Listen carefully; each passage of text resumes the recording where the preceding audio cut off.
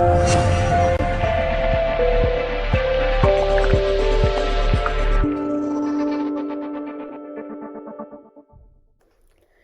bonjour tout le monde, jour 4 ce matin.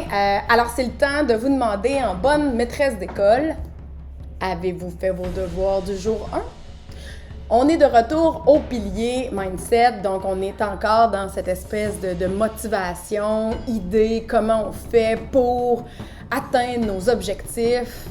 Donc voici ce qu'on va faire. Je vous demande d'aller chercher votre cahier, chercher votre crayon. On est reparti.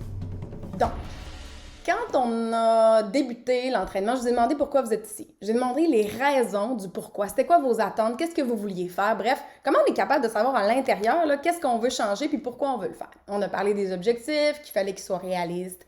On a aussi parlé du fait que souvent, il y a plein d'obstacles à ça et que moi, j'allais agir comme coach pour vous aider. Et donc, on y est. C'est ma première leçon. Qu'est-ce qu'on veut faire? Qu'est-ce que je veux vous amener à faire? En fait, je veux vous aider à automatiser des choses très importantes dans la poursuite de nos objectifs. Je vous l'ai dit, moi, je ne veux pas qu'on reste ensemble pour des années pour que vous soyez dépendants. Je veux que vous soyez capable d'être votre propre coach. Comment on fait ça? On essaye d'automatiser plusieurs choses. Aujourd'hui, je vais essayer de vous donner des clés pour automatiser la motivation. Donc, la motivation, certaines personnes qui me connaissent vont dire que je suis née avec une espèce de motivation intrinsèque toujours là. Oui, c'est vrai, j'ai ça. Moi, j'ai ce pouvoir-là de me motiver très facilement à faire des affaires que la plupart des gens n'aiment pas tant. Mais je ne suis pas tout seul. Donc, je suis allée questionner plusieurs personnes dans mon réseau. Je suis allée lire sur la motivation. Notamment, moi, j'ai fait le bac en enseignement. Donc, les écrits sur la motivation de Jacques Tardif, j'en ai entendu parler. Je suis allée chercher aussi un expert en peak performance, donc en performance de pointe, qui se nomme Steve Kotler. Je suis allée aussi chercher des éléments à travers plusieurs personnes qui ont de la motivation que je qualifie d'impressionnante, que ce soit des gens qui ont réalisé des épreuves sportives incroyables ou que ce soit des gens qui, dans leur quotidien, font des choses qui, mon Dieu, nous étonnent. Donc, je suis allée chercher des éléments et je vous ai concocté une espèce de petite recette pour venir automatiser la motivation. Donc, c'est ça qu'on va voir aujourd'hui, comment on est capable d'automatiser la motivation. Je l'ai fait en 4 points, donc on va s'en rappeler. Les 4 points sont les suivants. Premier, se concentrer sur la tâche. Deuxième, tuer les pensées négatives. Troisième, trouver sa détermination. Et la quatrième, se comparer pour se motiver. Donc, ces 4 éléments-là, je vais vous les expliquer de façon plus substantielle, mais on va essayer de s'en rappeler. Donc, l'idéal va être de dire en ce moment, j'en ai nommé 4. Est-ce que vous êtes capable de me les redire? Probablement 1 ou 2, mais probablement pas toute la gang. Quand on connaît des choses par cœur, ça nous aide à trouver des raccourcis pour identifier qu'est-ce qu'on fait de pas correct puis comment on peut le changer de façon beaucoup plus rapide. Se concentrer sur la tâche. Qu'est-ce que ça veut dire se concentrer sur la tâche? En fait, le cerveau a tendance à s'emballer puis à aller comme vraiment plus loin. Donc, je vous donne un exemple qui est purement d'entraînement. J'ai 1 heure d'entraînement à faire. C'est long 1 heure, surtout quand c'est peut-être pas votre motivation première, parce que c'est vrai que, mettons, on a une grosse journée de travail, on vient d'arriver, on a notre entraînement à faire, il dure 1 heure, le souper n'est pas fait, peut-être qu'on a encore du travail à faire, peut-être que les enfants sont autour de nous, bref, il y a plein de choses à faire. Comment l'entraînement peut devenir une priorité? Je vous le dis tout de suite, ça n'en deviendra pas un. Ce qu'il faut faire, par exemple, c'est se concentrer sur la tâche. Qu'est-ce que je dois faire? Donc, il ne faut pas penser en termes de dire, il me reste 1 heure d'entraînement. Faut se concentrer sur qu'est-ce qui est écrit, qu'est-ce que je dois faire. Donc, mettons qu'on a un entraînement à faire. Se concentrer sur la tâche, c'est-à-dire de faire des petits éléments. Mettre ses souliers. 1. Juste se changer, donc mettre ses souliers d'entraînement, mettre son linge d'entraînement. Juste ça, l'étape 1, c'est la petite tâche sur laquelle il faut se concentrer. Après ça, le deuxième, faire l'échauffement. Parce qu'idéalement, on ne va pas s'entraîner à frette comme ça. Donc, faire l'échauffement. Quand ce 10 minutes-là va être terminé, ou ce 5 minutes-là d'échauffement, Je réévaluerai si je peux continuer. Puis après ça, on va dire, bon, ben, je vais faire le premier mouvement. Et habituellement, c'est vraiment rare que rendu à ce point-là, on va dire, ah non, je vais arrêter là. Ben, oui, ça se peut. Ça se peut notamment si, par exemple, on est blessé, si on est beaucoup trop fatigué, si notre corps nous dit non, c'est terminé, ou si les enfants crient puis nous demandent de venir. Oui, mais on aura au moins fait ça. En se concentrant sur la tâche, voici ce que j'ai à faire. Juste la tâche. Pas tout ce qu'il y a autour, pas le fait que « Oh mon Dieu, j'ai un défi à faire, ah j'ai ça, l'entraînement dure 1 heure. » Juste, je mets mes souliers, je m'habille. Je vais faire au moins l'échauffement. Je vais faire au moins le premier mouvement. Ah ben là, le deuxième. Ah ben là, le troisième, ben finalement, j'ai fini. Et c'est très rare que vous allez sortir d'un entraînement ou d'une écoute de ce qu'on a à faire pour le 20 minutes en 20 jours en disant « Ah mon Dieu, que j'aurais pas dû le faire. Hein? » Donc, c'est habituellement très rare. Donc, en se concentrant sur la tâche, puis ici, dans ce qui nous occupe, c'est 20 minutes. Donc, commencez par les 5 premières minutes, puis après ça, vous ferez les 5 autres et les 5 autres et les 5 autres. Donc, dans la journée, il n'y a rien qui dit que le 20 minutes, vous avez besoin de le faire d'une shot. L'idée, c'est d'essayer de le faire, puis même si vous manquez une journée, savez-vous quoi? Au pire, on le fera le lendemain. Mais c'est de se concentrer sur la tâche qui est à faire et non pas sur le gros but qu'on a. Le gros but nous aide de motivation en disant, par exemple, si vous êtes ici parce que vous dites, ben, je veux me remettre en forme, ben, effectivement, pourquoi vous voulez vous remettre en forme? Ça, c'est important que ça vous anime. C'est important que ça vous motive. Mais le but d'être en forme, lui, il est peut-être dans 1 mois, 2 mois, 3 mois, il est très loin. Donc, c'est difficile de nous animer en disant, ben, je veux être en forme dans 3 mois. Tu sais, comment mon entraînement d'aujourd'hui ou de demain va faire en sorte de contribuer? Bien, c'est l'accumulation. C'est pour ça qu'on se concentre sur chacune des petites tâches. Numéro 1, concentrons-nous sur la tâche et non pas sur le but. Numéro 2, les pensées négatives. Bon. Les pensées négatives, je suis la première qui n'y croyait pas tant. Parce que moi, je me disais, bon, ben, c'est moi qui décide, puis ça finit là. Mais les pensées négatives sont insidieuses. En fait, c'est toutes les « je suis pas capable »,« je suis pas assez bonne »,« je sais pas comment faire »,« j'ai pas le temps ». Donc, toutes ces pensées-là, elles sont là jour après jour. Il y a des gens qui ont réussi à les faire taire.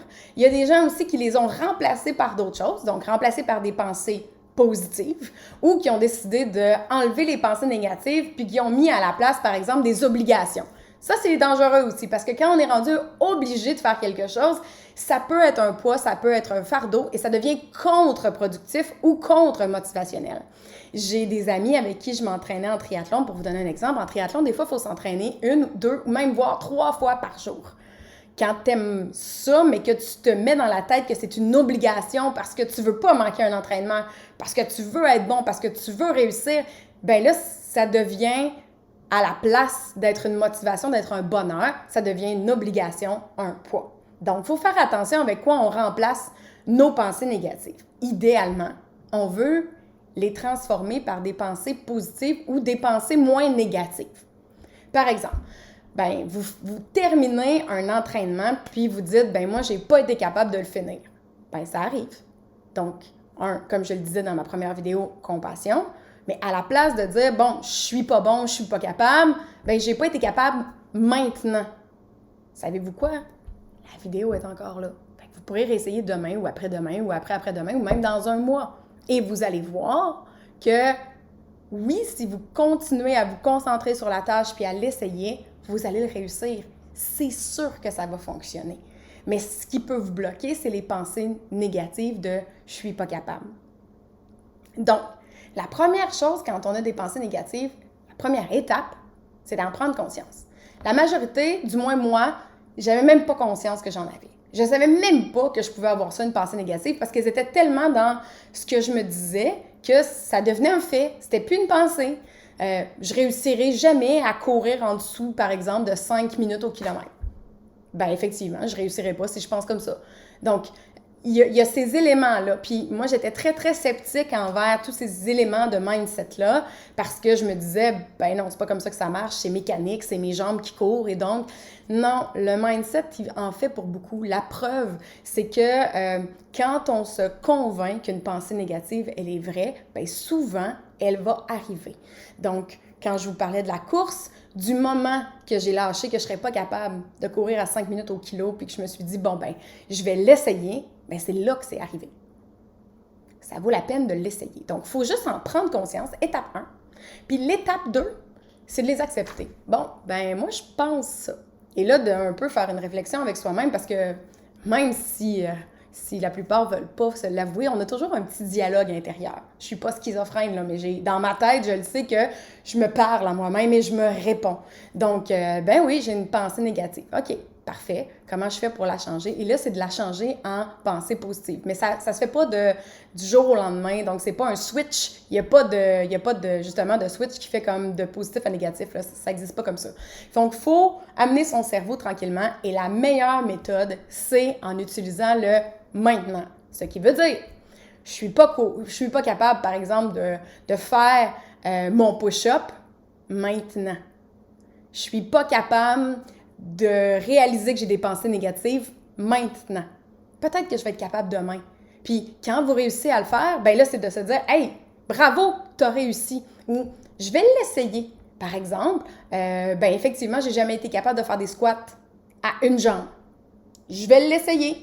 Donc, juste de dire « Je suis pas sûre d'être capable, je vais l'essayer ». Fait que ça, c'est la deuxième marche. Donc, je suis pas capable maintenant, je vais l'essayer, puis finalement, j'ai réussi ou j'ai pas réussi, j'aime ou j'aime pas. Ça fait partie un peu de ce qu'on décide de faire. Et ça m'amène à ce troisième point bien important.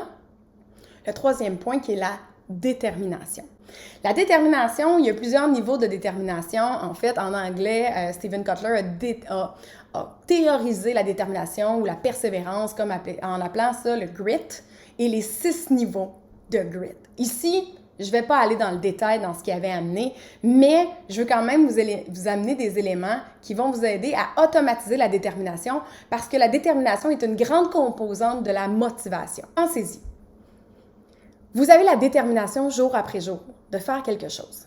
Bien, à un moment donné, vous avez un cycle positif qui se met en place et donc vous êtes motivé. Je vais vous donner un exemple d'un de ces amis athlètes que j'ai. Il avait de la difficulté à aller courir à l'extérieur parce qu'il ne voit pas la pertinence. Puis en même temps, courir, on va se le dire, là, ça fait mal, puis c'est plate. Parce qu'on court longtemps, puis on a très, très conscience de ses sensations. Fait que si on a un peu mal aux genoux, aux pieds, bref, puis c'est long des fois. Donc, il n'aimait pas tellement ça, il ne voyait pas nécessairement la pertinence de le faire. Et donc, il ne faisait pas tout ce que je lui proposais de faire dans son entraînement. Bien, c'est sûr que du moment qu'il arrivait en performance sportive, ben sa course n'était pas la meilleure.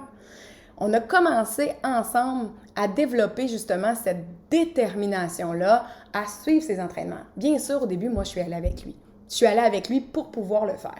Donc, viens-t'en, on va courir ensemble. Viens-t'en, on va aller s'aider. Viens-t'en, on va aller le faire. Et le fait d'avoir quelqu'un qui était là, qui est responsable un peu de son entraînement et en même temps de qui lui est dépendant, donc il est obligé de venir du moins obligé. On fait attention toujours aux pensées négatives, de dire que bon, ben ça me donne un contrat avec quelqu'un qui fait en sorte que je suis imputable d'y aller. Donc, il y était. Ben, après un mois, il était content d'aller courir. Il était content de mettre ses souliers. Il avait trouvé le plaisir dans la course. Et bien maintenant, qu'il voit qu'à toutes les semaines, il a réussi à évoluer dans sa course, bien maintenant, sa détermination à ne pas lâcher, sa détermination à exécuter sa tâche et à avoir une discipline de vie, bien cette détermination-là, c'est tourné en motivation. Donc, c'est ça qui est intéressant parce qu'il a réussi à se motiver par sa détermination.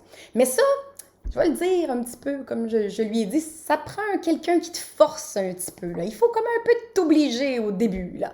Et donc, c'est pour ça que c'est important à la base de faire le travail de pensée négative, de dire, bon, OK, je ne suis pas capable de faire telle chose maintenant, je vais l'essayer. Et comment on réussit à l'essayer? Bien, on réussit à l'essayer avec une certaine détermination, une discipline qui est mise en place. Cette discipline-là, vous connaissez. Je vais vous donner certains éléments qui peuvent vous aider. Premièrement, avoir un ami qui le fait avec vous. Donc, quelqu'un qui est là, de qui vous êtes imputable. Deuxièmement, peut-être que ça peut être de poster sur Facebook. Bref, les réseaux sociaux, vous le savez, s'il y a du plus, il y a du moins. Utilisons-les pour le plus. Donc, de poster sur les réseaux sociaux comme quoi vous l'avez fait. Yeah! Le troisième élément peut être si vous avez un coach, notamment moi ou quelqu'un d'autre que vous admirez, ben de lui écrire. « Hey, aujourd'hui, j'ai réussi à le faire. » Donc, d'avoir, encore une fois, ça revient à quelqu'un, mais celui-là a une coche de plus parce que c'est quelqu'un qu'on admire et duquel on veut avoir une certaine valorisation. Et le dernier, qui est en réalité, selon moi, la chose la plus importante, c'est de faire ce que j'aime pas le matin. Je vais vous expliquer pourquoi. Je suis vraiment pas une fille de matin. Ceux qui me connaissaient du secondaire et même mes parents vont rire. J'ai toujours été quelqu'un qui dort tard puis qui travaille la nuit. Bon, depuis que j'ai des enfants, mon plus vieux se lève à 5 heures depuis qu'il est né. Donc, ça fait 8 ans que je me lève à 5 heures du matin. Je vous dirais qu'au début, il m'a un peu forcé, c'est la petite détermination. Mais à un moment donné, je me suis mis, parce que là, maintenant, il peut faire ses choses, je me suis mis à garder cette routine-là. Pourquoi? Parce que ça me permettait d'avoir du temps pour faire mes choses. Donc, du temps pour m'entraîner. Et je me suis rendu compte que mon pouvoir, il décroissait tout au long de la journée. Demandez-moi de mettre mes souliers de course à 8 heures le soir pour aller faire une course, c'est sûr que ça ne va pas arriver. Parce que ma volonté va diminuer au fur et à mesure que la journée passe. Moi, je suis comme ça et j'ai remarqué que la plupart des gens étaient comme ça. Si je prends mon père le matin mange super bien. Plus le soir arrive, plus le chocolat commence à entrer dans sa vie, jusqu'à, par exemple, aller chercher une petite cuillère de Nutella ou une petite cuillère de caramel parce que notre volonté décroît à mesure que la fatigue augmente. Donc, c'est pour ça que c'est plus facile de faire ce qu'on n'aime pas faire, ou du moins ce qui nous demande plus d'efforts, de détermination et de volonté le matin. Donc ça peut vous donner une clé de dire, l'entraînement, par exemple, le 20 jours, moi le faire en me levant le matin. Je me lève, je prends mon café, je fais mon petit 20 minutes en 20 jours, puis après ça, vous allez pouvoir garder cette routine-là. Donc, en le faisant le matin, ça peut vous aider. Je terminerai avec le 4e point, j'en ai un petit peu parlé, la comparaison pour la motivation. En fait, on a tendance toujours à penser que quand on se compare, c'est difficile parce qu'il y a des gens qui sont bien meilleurs, mais il y a aussi, quand on se compare, on se console, qui est intéressant parce que, en fait, la comparaison, ou du moins le réseau social autour du 20 jours, il est bien important. Parce que ça vous donne des gens qui ont le même objectif que vous, c'est-à-dire dans le gros objectif, c'est-à-dire de compléter ce défi-là, mais aussi d'avoir des meilleures habitudes de vie. Mais ça vous permet d'avoir une communauté qui a le même objectif et donc qui comprend ce que vous êtes en train de vivre. L'apprentissage, je peux vous le dire, pour enseigner à l'université depuis maintenant 13 ans, c'est social. Donc, on a besoin des autres. On a besoin du regard des autres pour se valoriser. On a besoin des autres pour avancer. On a besoin des autres pour se motiver. Oui, on peut se le dire à nous-mêmes, puis être notre propre coach, puis dire « Hey, good job, aujourd'hui tu l'as fait », mais on est encore assez dépendant que quelqu'un d'autre nous dise « Hey, bravo ». Votre devoir pour aujourd'hui dans le mindset, c'est premièrement, se rappeler par cœur des 4 éléments qui vont automatiser votre motivation. Et deuxièmement, ça va être de mettre dans le groupe, bien sûr, si vous le voulez, là, parce qu'il n'y a pas d'obligation, mais ça va être de mettre dans le groupe avec lequel des 3 vous avez le plus de difficultés et lequel vous avez le plus de facilité. Mais j'ai vraiment hâte de vous lire. Donc, on se rappelle des 4. Le premier, c'est se concentrer sur la tâche. Le deuxième, tuer les pensées négatives. Le troisième, développer sa détermination. Et le dernier, la comparaison et la motivation. Donc, je vous souhaite un bon devoir tout le monde et au plaisir de vous revoir demain dans le jour 5. Salut!